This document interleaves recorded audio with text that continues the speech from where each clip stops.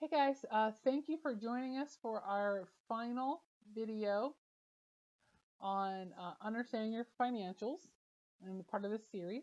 We're going to be finishing up here with the balance sheet. So as we went over before, we saw that the balance sheet consists of assets, liabilities, and equity.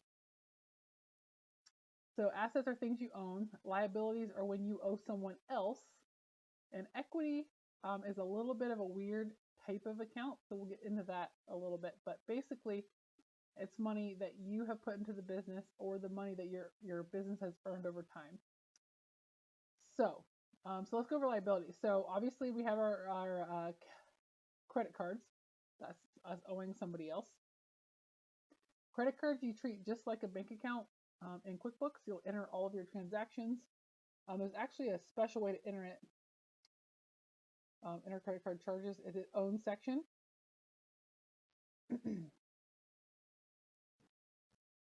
And you you enter every single transaction, reconcile it just like any other bank account, and that is the best way to do it. Some people we have seen enter large checks to pay off their credit card. So say if you were to pay this off, they would just write a check for $412.01 and then break down each line. So meals entertainment was, and then add up all the meals on the statement, thinking they're saving themselves time, but actually it's a lot quicker just to enter every single transaction. I know that doesn't sound right, but adding up, and then what if you're off and you have to go back, and then you miss the whole vendor information of who that money was spent to, because you do need to report that, and in order to know if it's categorized correctly, you have to enter every single transaction, as we saw in the P&L detail before. Another argument in that vicinity, we actually had inherited a client who had a bookkeeper doing that, entering one large entry for the credit card payment because she didn't know that she could set up the credit card as an account. So she was entering it, and where she would put different things to members draw or owner's draw. We'll go over that in a minute. It's towards the bottom. But basically things that the owner took for personal use. But, and going back, we actually helped this individual file 2016 forward. They were very far behind, and this person didn't work there anymore. But I'm like, hey, did you notice this? She clearly didn't know how to use QuickBooks. So she was entering big lump sum entries, but she put a lot of stuff to members draw that I don't know if it's members draw or not. What if it's not? His net income was really high those years that she was working. And I think she was accidentally putting things in owner's draw that weren't their really business expenses. So he had to go back through, dig out all the old statements and go through line by line to see if she did it right.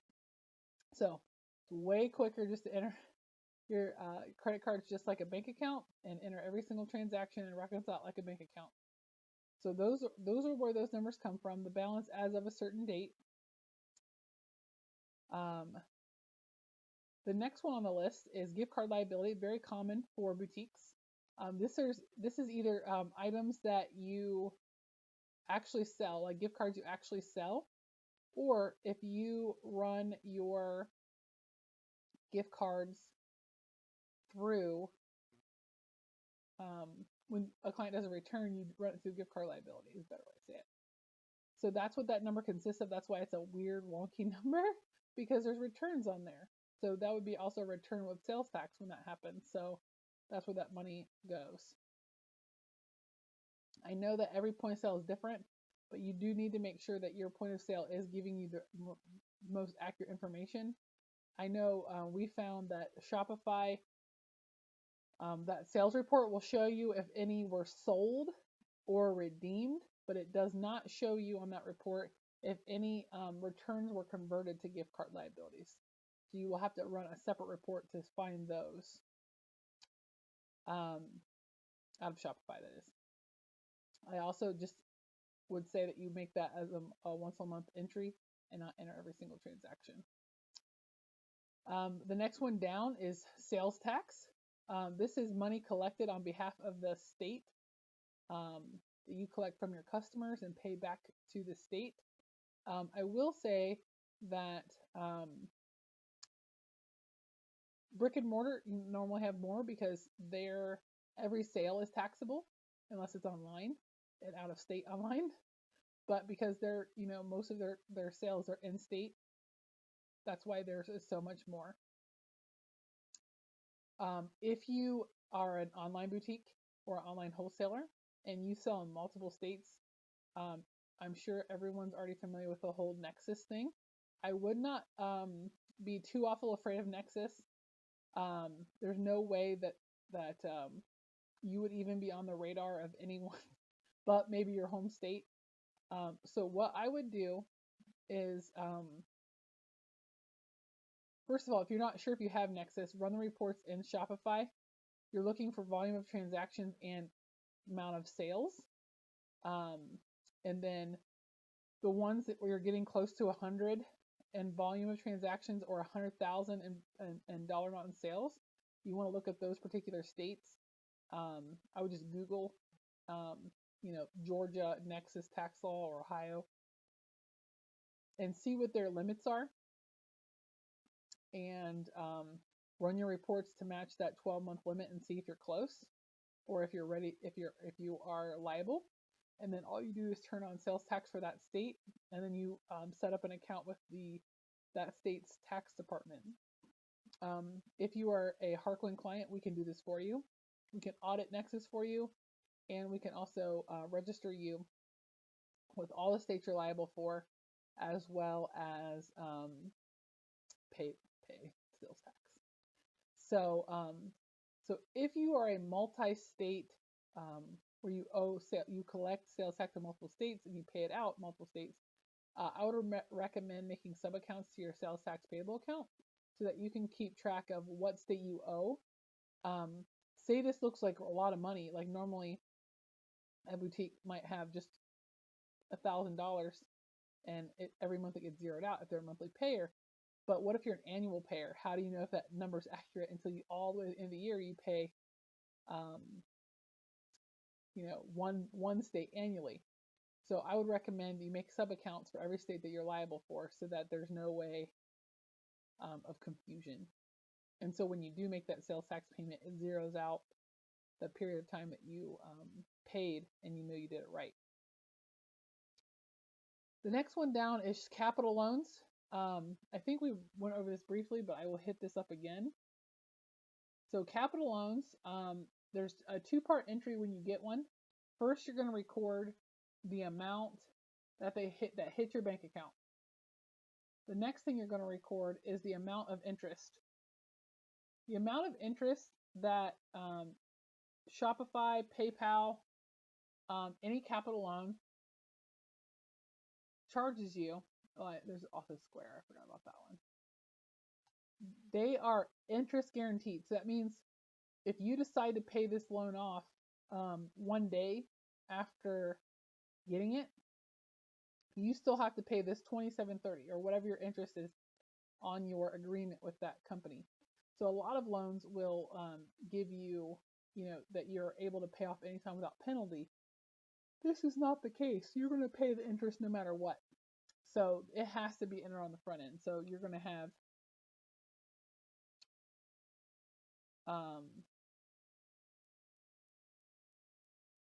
the actual deposit hits your bank plus the interest. So the general journal entry would be debiting the interest expense, crediting the loan. So off day one, we start off at $23,000.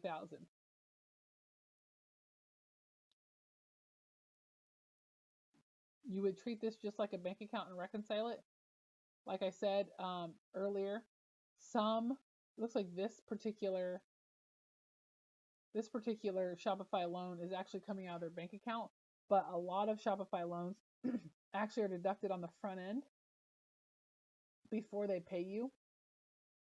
And so because of that, you would have to enter the payments through deposits in transit. So you have to figure out which way, your account is set up with Shopify and enter it appropriately. But like I warn you, those capital loans are very expensive, so just use them sparingly.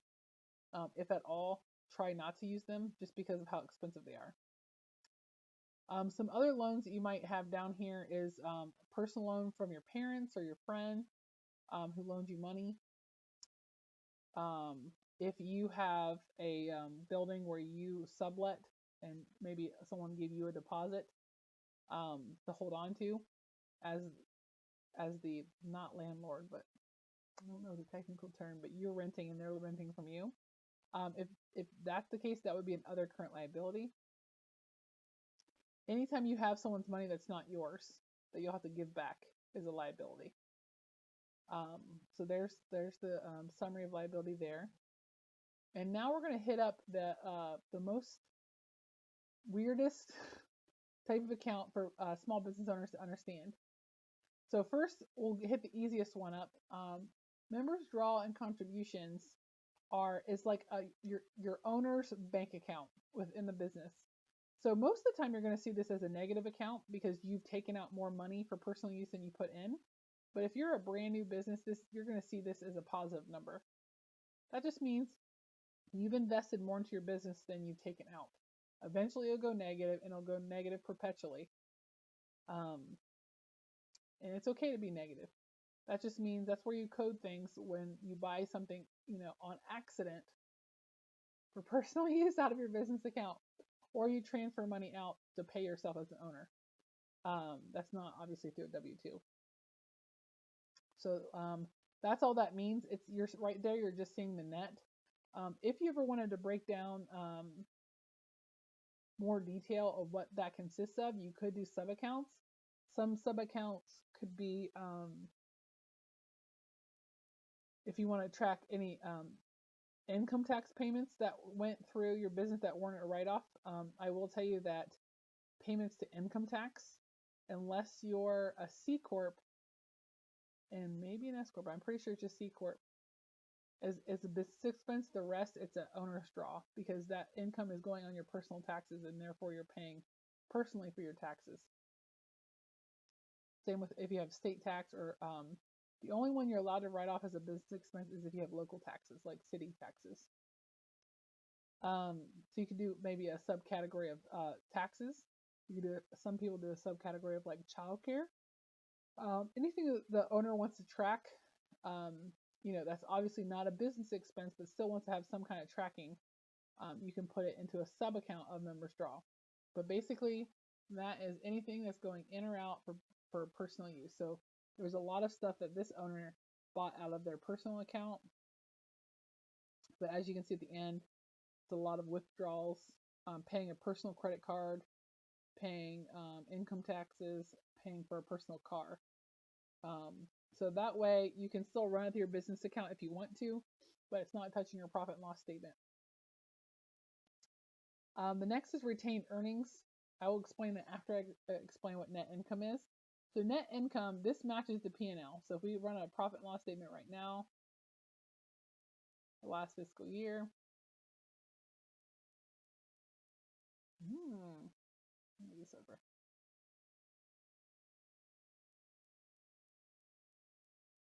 Go down the bottom.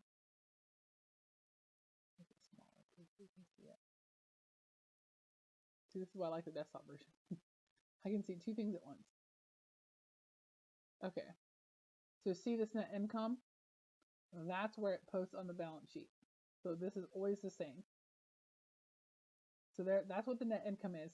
Now the retained earnings is where your net income goes every year. And I will prove, so you should see only these closing entries here. This is an opening entry that we did because we started this file in 2018. But there's the closing entry on 2018. There's the closing entry in 2019.